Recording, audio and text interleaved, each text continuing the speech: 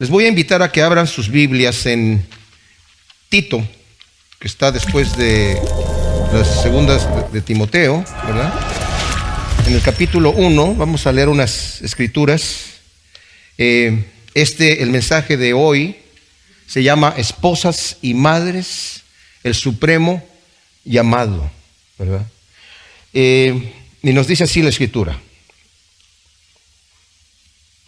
Vamos a leer el versículo 5 del capítulo 1. Dice: por esta razón te dejé en Creta para que pusieras en orden lo que faltaba y designaras ancianos en cada ciudad como te ordené. Luego en el versículo 10 de este mismo capítulo 1 dice: porque hay muchos insubordinados, charlatanes, embaucadores, especialmente los de la circuncisión, a los cuales es necesario taparles la boca, que trastornan casas enteras enseñando por ganancia deshonesta lo que no se debe.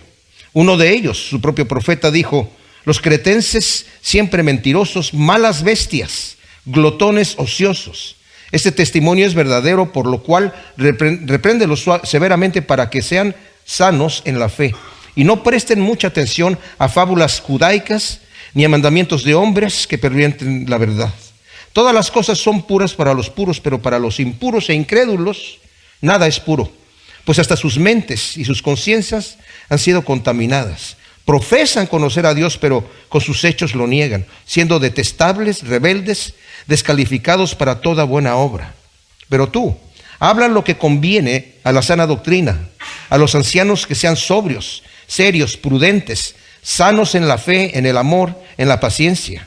Asimismo, a las ancianas que sean reverentes en la conducta, no adictas a chismes maliciosos, ni esclavizadas por exceso de vino, maestras de lo bueno, para que instruyan a las más jóvenes a que amen a sus maridos y a que amen a sus hijos, a que sean prudentes, castas, dedicadas a los quehaceres domésticos, bondadosas, sumisas a sus propios maridos, para que la palabra de Dios no sea difamada.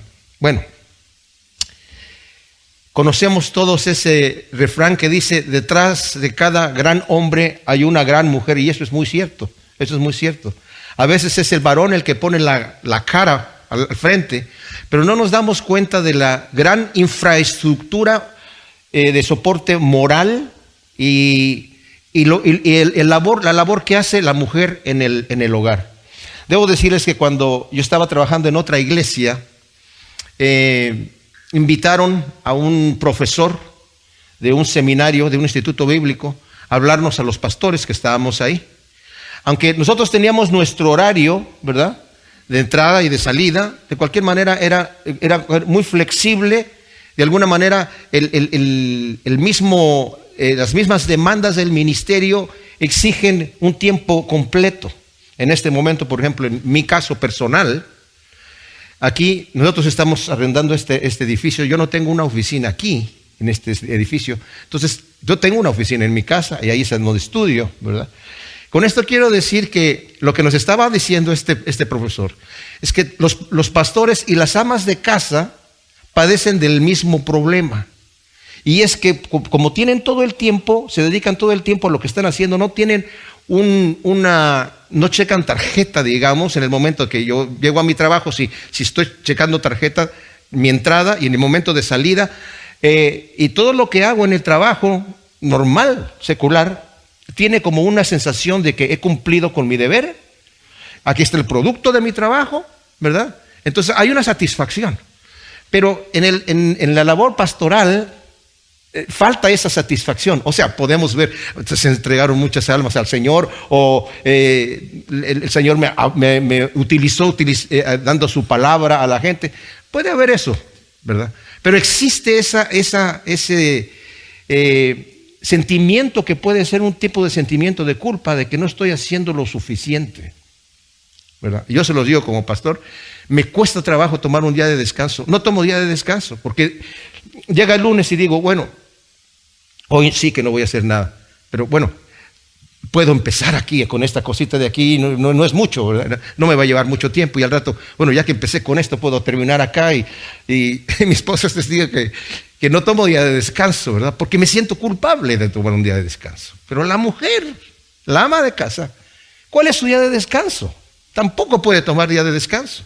Y también puede sentirse, y eso es lo que vamos a ver aquí ahora, la importancia. Por eso se llama el supremo llamado, porque puede decir la mujer, ¿cuál supremo llamado? ¿Qué tiene que ver con esto? Es un llamado de santidad, una cosa, estar haciendo el almuerzo para los muchachos que se vayan a la escuela, llevarlos al autobús para que se los lleve, ¿verdad? Y preparar la comida, limpiar la casa. ¿Eso qué tiene de un supremo llamamiento? ¿Qué tipo de supremo llamamiento es así? Pero yo les digo, mis amados, sin esa infraestructura necesaria del ama de casa, de la madre, de la esposa, se cae el hogar. Y desafortunadamente vamos a ver aquí que se ha deteriorado la imagen a propósito de la mujer en la sociedad. El Día de las Madres, ¿verdad? Eso se originó en 1914. El presidente Woodrow Wilson firmó la proclamación de festejar el Día de las Madres en el segundo domingo de mayo. Y eso fue porque una mujer empezó a instigar esta situación, ¿verdad? Justo antes de la Primera Guerra Mundial. Entonces, ya como que pasó al tipo de la presidencia y el presidente dijo, vamos a hacerlo ahí. De ahí en adelante, después otros países empezaron a celebrarlo en diferentes fechas, ¿verdad? Hubo una cierta oposición, pero era con la intención de honrar a la mujer, ¿verdad? A la esposa, a la madre, en su misión y en su trabajo que tiene dentro del hogar. Pero allá en menos de 100 años, ya casi se ha abolido el rol de la madre en el hogar. Se han cambiado las situaciones, ¿verdad? Por ejemplo, la Biblia constantemente exalta a la familia como el fundamento central de la sociedad. Y las madres han recibido el supremo llamamiento y la sagrada encomienda de habérseles confiado con estas responsabilidades, aunque ellas no lo sienten así, como dije yo, que el supremo llamamiento y sagrada encomienda, ¿cuál es esa? Pues es lo que la mujer hace en su hogar. Es el llamado que Dios le ha dado. Así que vamos a hablar de 3 puntos. El privilegio, las prioridades y el potencial o el propósito de la mujer, de la madre, de la esposa. Ahora, vamos a ver el privilegio. Hay películas como, no sé si el título fue en español, tres hombres y un niño, una cosa así, ¿verdad? O Mr. Mom, ¿verdad? Y otras parecidas en donde de una forma cómica, con humor, presentan que el hombre puede tomar el papel de la mamá, ¿verdad? Y aunque lo veamos un poquito, digamos, pero eso no tiene uno que preocuparse, sutilmente están cambiándonos la manera de pensar, ¿verdad? Ese no es un trabajo que lo puede hacer cualquiera. Hoy en la sociedad se utiliza, y yo no quiero hacer que alguna persona se sienta mal, ¿verdad? Y condenar a nadie, por supuesto. Pero es muy común que hay mujeres que son profesionales, se dedican a su trabajo y el hombre no tiene trabajo por algún motivo y tiene que tomar el rol del hogar. Y en situaciones excepcionales como esas puede que sea aceptable. Pero yo les digo una cosa, no puede tomar el lugar de la mujer de cualquier manera, porque el Señor la ha hecho de esa manera, ¿verdad? El cuerpo de la mujer, mis amados, se considera como en nuestra sociedad como un accidente de la evolución, en donde de una forma absurda dicen que la materia pues se creó sola. Yo estaba viendo se los he platicado, cuando murió Stephen Hawking, el astrofísico ¿verdad?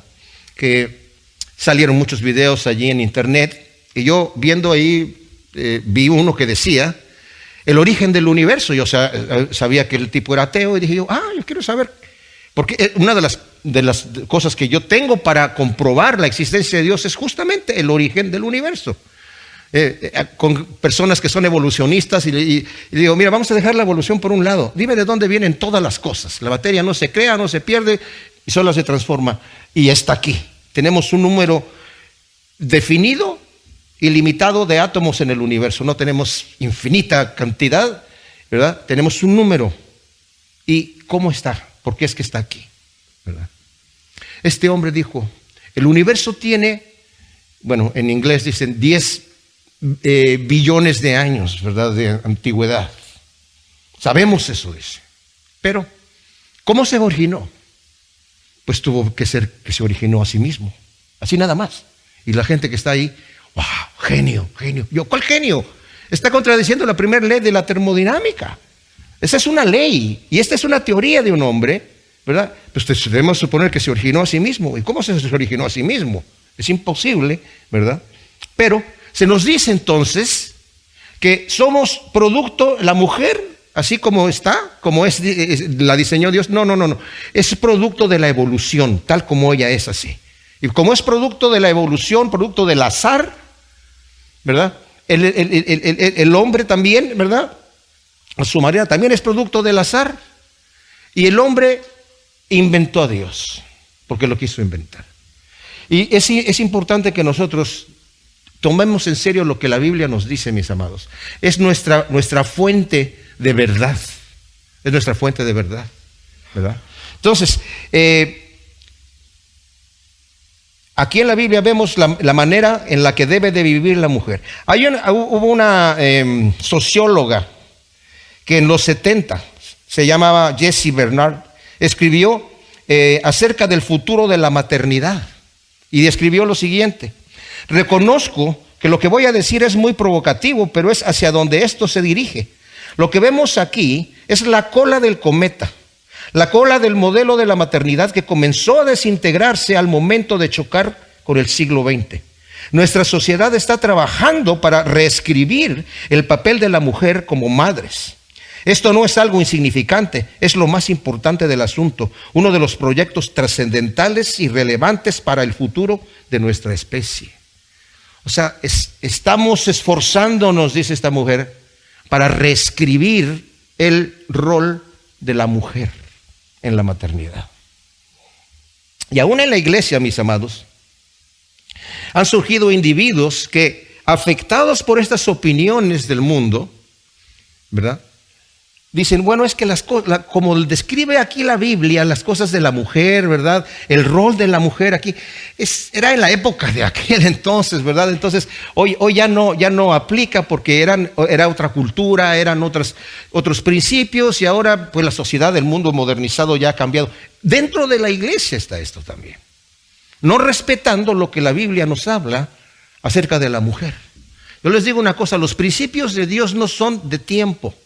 Los principios de Dios son eternos, ¿verdad? Y necesitamos saberlos aplicar. Hay ciertas cosas que son culturales y necesitamos entenderlas dentro del contexto, pero los principios permanecen. Tanto así que el Señor dijo, el cielo y la tierra van a pasar, pero mi palabra no, esa va a permanecer para siempre. Aún el apóstol Pedro también cita, dice, la palabra de Dios permanecerá para siempre, ¿verdad? Nosotros somos como la flor de la hierba, pero la palabra de Dios permanece para siempre. Ya para cuando quedó escrito el canon del Nuevo Testamento, la mujer había sido dignificada, liberándola de la humillante condición en la que se encontraba dentro de la sociedad greco-romana. La mujer no era nada, la mujer era un objeto. La mujer dentro de la sociedad empezó como a dignificarse o a independizarse un poco dentro del Imperio Romano, pero en la sociedad griega la mujer era menos que un esclavo. Era un objeto, ¿verdad? Y como hemos visto en Tesalonicenses, cuando hemos estado estudiando, el hombre podía tener la cantidad de mujeres que quisiera. Y había una frase que decía un filósofo: la prostitución es para el placer, las concubinas son para el uso diario del cuerpo, y la esposa es para procrear los hijos y que tener la familia y que se encargue del hogar. Pero la esposa, esa tiene que ser fiel al marido, porque si no va a echar a perder la descendencia, ¿verdad? Entonces, es como se veía. Era un objeto. El marido podía hacer lo que quisiera, incluso se les aconsejaba eso, ¿verdad? La Biblia exaltó a la mujer y la sacó de esa opresión machista en la que se encontraba dentro de la sociedad grecorromana, ¿verdad? Entonces, Pablo exalta la importancia del papel de las mujeres espiritualmente maduras que sepan influenciar a mujeres más jóvenes. Fíjense cómo dice aquí, versículo 3. Asimismo, a las ancianas que sean reverentes en la conducta, no adictas a chismes maliciosos ni esclavas por el exceso del vino, maestras de lo bueno, para que instruyan a las jóvenes a que aman a sus maridos y a que amen a sus hijos, ¿verdad? Bueno, le preguntaron a un pastor que tenía una iglesia en la India, ¿verdad? Vino a una conferencia acá a los Estados Unidos. Le preguntaron, ¿qué es la necesidad más grande que hay en la iglesia allá en India? ¿Qué es lo que necesitan? Dicen, necesitamos más abuelas que sepan aconsejar. Ahora, cuando está hablando aquí de las mujeres que enseñan a las más jóvenes, no vaya la mujer a pensar, bueno, es que yo no soy tan grande, ¿verdad? Yo no soy tan anciana como aquella que estoy viendo allá, ¿verdad? Pero hay mujeres más jóvenes que tú, y si tú ya tienes una experiencia en los caminos de Dios, tú puedes enseñar a las que son más jóvenes. Si hay una de 17 años y tú tienes 29, aquella es más joven, ¿verdad? Entonces, a eso se está refiriendo aquí, ¿verdad? A una madurez espiritual, que sepas aconsejar, que sepas pasar esos valores, que los tienes por cuanto has vivido una vida apegada a las Escrituras y ya tienes en tu cuerpo, digamos, las marcas, las cicatrices de la batalla en la cual has estado en tu hogar, en tu vida, viviendo como vives en tu hogar, si es que estás viviendo de acuerdo a la palabra de Dios, ¿verdad? Nótese que estas enseñanzas no se dan en un aula de clases. No vaya a pensar la mujer, bueno, yo necesito tener una reunión. ¿Cómo le voy a enseñar ahora a las mujeres? No, va a ser allí en la cocina, va a ser ahí mientras estás lavando, mientras estás barriendo. Ahí es donde estás compartiendo tus experiencias con las personas. No estás necesariamente en una aula, ¿verdad? Pero ahí es donde estás compartiendo tus experiencias. Y las estás compartiendo no solamente con tu boca, sino con tu ejemplo. Y mi intención ahorita, mis hermanos, es para que las mujeres, ¿verdad? Porque el mensaje es para las mamás, ¿verdad? Pero también para que los escuchen los maridos y las dignifiquen a ellas, ¿verdad? Es que se sientan cómodas con su papel de mujer, como el Señor las está honrando. Y no sientan que tiene que cambiar y hacerse a lo que ahora la sociedad dice que tiene que ser la mujer liberada, entre comillas. ¿Liberada de qué? ¿Liberada de qué? ¿Verdad? El Señor le ha dado una honra y la honra está dentro del hogar. Por falta de principios bíblicos en el hogar, hemos llegado a tener incluso números telefónicos en donde los niños malcriados pueden llamar a un abogado. O sea, tu muchachito de 7 años, ¿verdad? Se está picando la nariz y le está pegando a su hermana. Y de repente lo disciplinas y un amigo en la escuela le dice, ¿sabes qué? Puedes llamar a este número 1-800, te va a contestar un abogado y sacas a tu papá de la casa. Eso está pasando hoy, ¿verdad? ¡Qué triste! Eso es lo que sucede hoy en nuestra sociedad. Por falta de principios bíblicos en el hogar, eso es lo que ha llegado a ser. Ahora, las prioridades, las vemos aquí, están descritas aquí desde el versículo 3 del capítulo 2 al versículo 5. Asimismo, a las ancianas que sean reverentes en la conducta. Esto quiere decir vivir de una manera que agrade a Dios. Vivir de una manera que agrade a Dios. O sea, que sean hermosas delante de Dios en la forma en la que se conduce. Dice, reverentes en la conducta, no adictas a chismes maliciosos. O sea, no chismosas. Que no digan, ¿verdad? A veces existe esa situación, ¿verdad? De que, oye, y fulanito, tú ya sabías que eso. No, dime. No es chisme, nada más quiero saber para saber cómo orar. Pero dame detalles, ¿verdad? Y dice aquí, fíjense que dice chismes maliciosos, o sea, de veras eso sí, yo ya sabía porque ya lo notaba de lejos, ¿verdad? Si se le ve a leguas, pero así que no adictas a esos, porque es una adicción, el chisme es una adicción. No esclavas, dice aquí, a mucho vino, o sea, no emborrachándose. No es bueno encontrar a la esposa ahí en el bar de la esquina, ¿verdad? No, debe de estar prudente, ¿verdad? Dice, maestras de lo bueno, que sepan enseñar a otras lo que es bueno, siendo ejemplo. Nuevamente esto tiene que ver, mis amados, con el testimonio real. Yo les digo una cosa, los hijos no van a recordar muchas de las cosas de los cuentos tal vez que les contaba la mamá cuando estaban en la cama. Los deben de recordar, pero lo que van a recordar, lo que más van a recordar de la mamá es su amor, es su cariño, es su soporte. Por eso, que sepan enseñar lo que es bueno, siendo ejemplo. Que enseñen a las más jóvenes a amar a sus maridos. Ahora, suponiendo que ellas mismas ya lo están haciendo, obviamente, ¿verdad? Que enseñen a las mujeres a amar a sus maridos. No lo que las revistas o las amigas aconsejan, sino como lo enseña en la Escritura. A sus maridos, dice, y a sus hijos. Este tipo de hermosura de la mujer al estar amando a su marido. Ahora, les digo una cosa, ¿es fácil? No, no es fácil. No es fácil. No es que la Escritura nos esté diciendo que es fácil amar al marido. No sé cómo te sientes tú, mujer, pero a veces es difícil amar a tu marido de la manera que él es.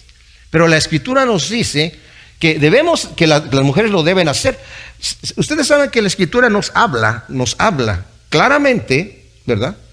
Lo vimos cuando estudiamos Efesios, ¿verdad? Y también Colosenses. Está hablándoles al esposo que ame a su mujer como Cristo amó a la iglesia y se entregó a sí mismo por ella.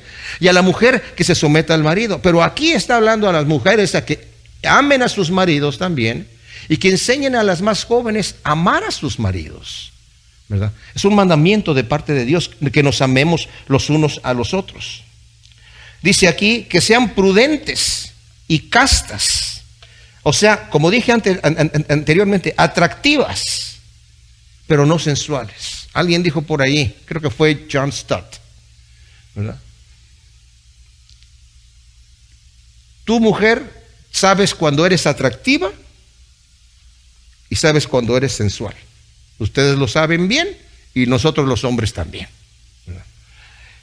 Pero ¿qué es lo que vemos? Pues el ejemplo de Kardashian, ¿verdad? Y mira, ese es el look, esa es la cosa, eso es lo que ahora es. Hay que buscar ese tipo de situación. No, por eso dije yo, es lo que nos dice la Escritura y no lo que vemos en las revistas de gente que aparentemente nos va a decir cómo debemos portarnos, y son gente que viven de matrimonio en matrimonio, de matrimonio en matrimonio, ¿verdad? Pero si pasas demasiado tiempo allí en la caja registradora del supermercado, a lo mejor ya te leíste toda la planilla que estaba allí, ¿verdad? Y esas cosas influencian la mente también. Hay que saber qué cosas leer y qué cosas no leer, ¿verdad? Lee la Escritura, por favor. Eso es lo que el Señor te va a enseñar. Luego dice aquí que sean prudentes y castas y dedicadas a los quehaceres domésticos. O sea, cuidadosas en sus hogares, física y económicamente también. No solamente cuidar el hogar físico, sino ser prudente con el dinero, ¿verdad? Ser prudente con el dinero. Dedicando tiempo a los hijos, que se van muy pronto. Miren, mis amados, ¿qué es más importante, mujer? ¿Una casa más grande? ¿Con otro cuarto más? ¿Con medio baño más? ¿O 2 cuartos más? ¿Otro auto? ¿O pasar tiempo con los hijos? Los hijos se van pronto. Los hijos se van pronto, ¿verdad? Y ese tiempo ya no se recupera. Ya una vez que se fueron, ¿verdad? Entonces, vale la pena que mientras por ejemplo, nuestros hijos ya se fueron de la casa hace muchísimo tiempo, ¿verdad? Y ese momento ya se fue, en el caso de mi esposa y yo, ¿verdad? Que sean amables, que sean bondadosas, dice aquí, cariñosas. Como dije nuevamente, tus hijos van a recordar no tanto tus logros materiales, sino tu bondad, tu cariño, tu cuidado hacia ellos. Eso es lo que van a recordar. Que sean sumisas a sus propios maridos, dice aquí. Aunque, como dije yo, esto no es fácil para muchas mujeres, es el designio que Dios dio. Lo contrario creará confusión en el hogar y mucho conflicto. Miren, mis amados, nuestros hijos son testigos de lo que nosotros hacemos, y querramos o no, vamos a ver un ejemplo así. Yo tuve una niñez muy especial. Yo soy de Querétaro, de México. Mi padre tenía una hacienda allá, y vivíamos en la hacienda. Éramos 4, 2 hombres y 2 mujeres, y viajábamos de la hacienda a la escuela. Nos llevaban, estudiábamos en la escuela y nos regresábamos otra vez ahí. Así que yo nunca entré en la casa de un amigo de la escuela. Yo nunca tuve ese tipo de contacto. Mi mejor amigo era mi hermano, ¿verdad? Y mis 2 hermanas. En mi casa yo nunca oí a mis padres pelearse, jamás, o gritarse, mucho menos. Es más, ni siquiera estar en desacuerdo en algo. No estaban en desacuerdo absolutamente nada. Yo llegaba y, por ejemplo, oye, mamá, ¿puedo hacer esto? Pregúntale a tu papá. Papá, ¿puedo hacer esto? Pregúntale a tu mamá. Ya le pregunté, ¿y qué? ¿Qué te dijo? Pues que te preguntara a ti. Entonces sí o no, o lo que sea, ¿verdad?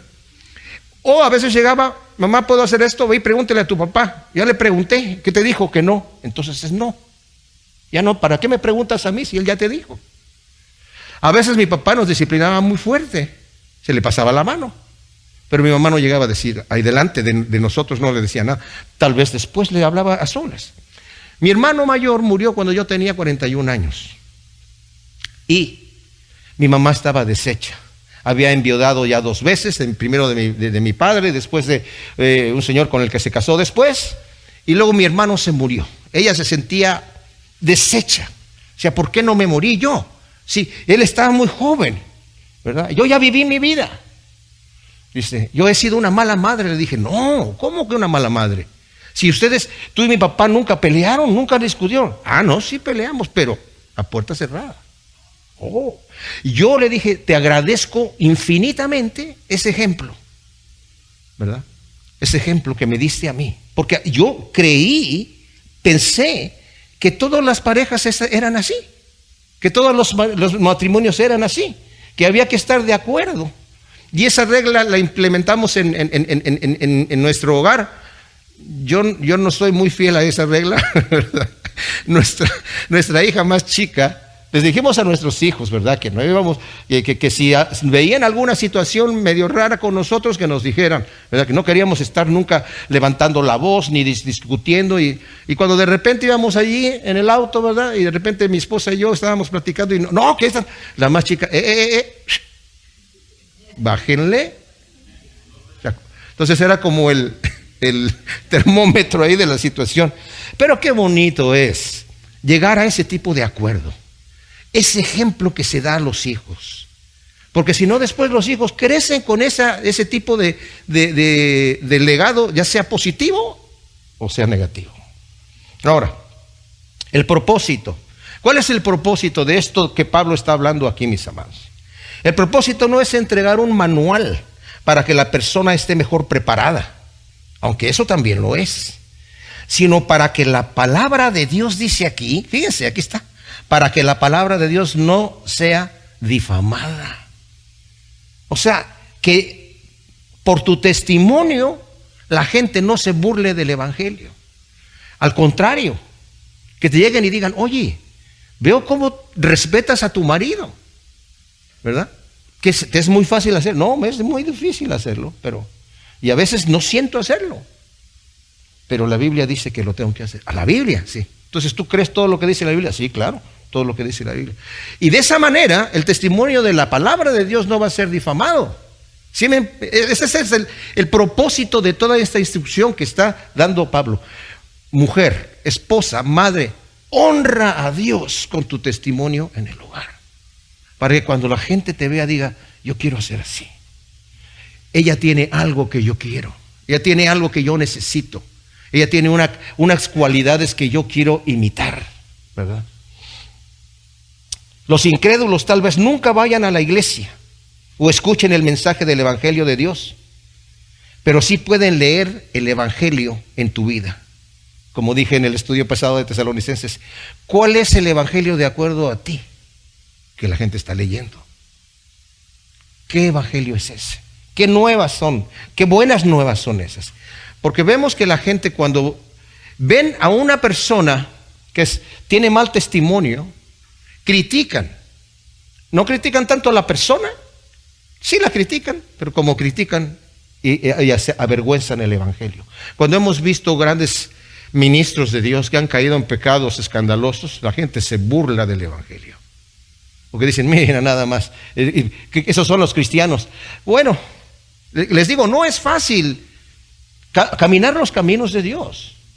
Y mujer, tú tienes en tu casa, tienes que decir, oye, estas cosas que me estoy escuchando están como muy fuertes así. No sé si puedo vivir una vida yo así. Pues también a nosotros los hombres, ¿verdad? El caminar cristiano es difícil y tengo que ser honesto delante de Dios y decirle, Señor, sin tu ayuda yo no puedo hacer nada. Necesito que me ayudes, necesito que me des la fuerza de vivir mi vida este día honrándote. Como también vimos en el estudio de Tesalonicenses, esa idea maravillosa que pone el apóstol Pablo, vive agradando a Dios, no guardando unas leyes, no siguiendo la lista de lo que no puedo hacer y la lista de lo que sí puedo hacer, no siguiendo la cosa de qué tanto del mundo puedo yo participar sin considerar que estoy en el mundo. Vive preguntando, ¿esto que yo voy a hacer agrada a Dios?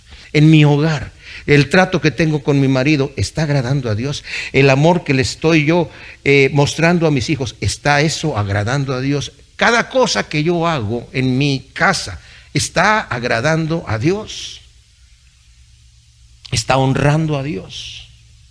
Un hogar desatendido, mis amados, yo les digo, no honra a Dios. Un hogar desatendido. Y estoy hablando desatendido en todos los aspectos, ¿verdad?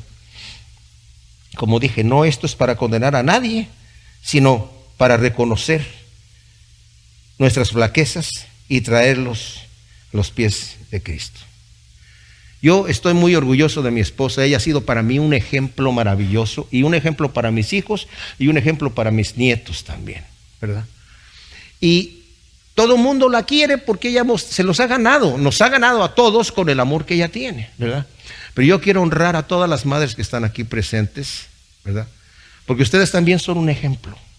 Y les insto, les animo a que con el rostro en alto le den la honra a Dios en sus hogares, en sus casas, y manifiesten ese amor que ya tienen en su corazón por cuanto han conocido a Cristo Jesús. Y no se dejen llevar por lo que las amigas dicen, por lo que dice la sociedad, por lo que veo en la televisión. Cada vez los valores que vemos nosotros, que nos estamos intoxicando, porque este mundo es tóxico, ¿verdad? Con los valores que vemos en la sociedad. Esta sociedad tiene un propósito, como acabamos de ver aquí, lo que decía esta señora, ¿verdad? Que dijo, lo voy a volver a leer, Jessie Bernard. Dice, reconozco que lo que voy a decir es muy provocativo, pero es hacia donde esto se dirige. Era una feminista tremenda. Lo que vemos aquí es la cola del cometa, la cola del modelo de la maternidad que comenzó a desintegrarse al momento de chocar con el siglo XX. Nuestra sociedad está trabajando para reescribir el papel de la mujer como madre. Nuestra sociedad está esforzándose para reescribir el papel de la mujer como madre. Esto no es algo insignificante, es lo más importante de todo este asunto, uno de los proyectos trascendentales y relevantes para el futuro de nuestra especie. Así que honro a todas las madres y quiero que todos los varones les demos un aplauso, por favor, ¿verdad?